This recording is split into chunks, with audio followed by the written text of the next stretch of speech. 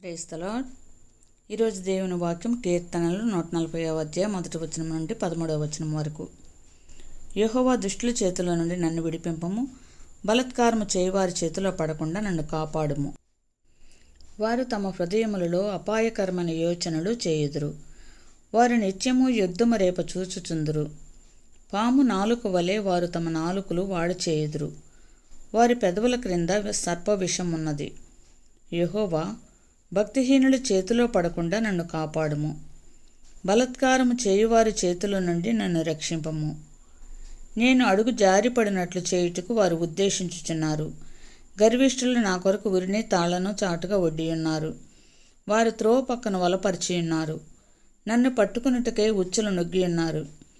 అయినను నేను యెహోవాతో ఇలాగ మనవి చేయుచున్నాను, యెహోవా, నీవే నా దేవుడువు, నా విజ్ఞాపనలకు చెవియొగ్గుము.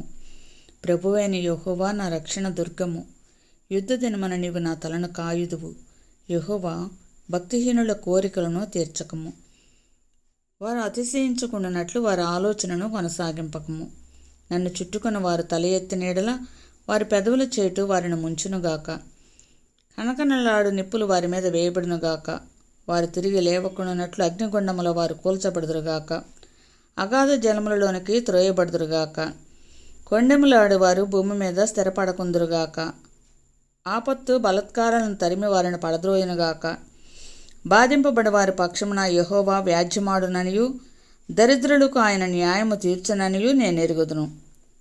నిశ్చయముగా నీతిమంతులు నీ నామమునకు కృతజ్ఞతాస్తుతులు చెల్లించెదరు, యథార్థవంతులు నీ సన్నిధిని నివసించెదరు.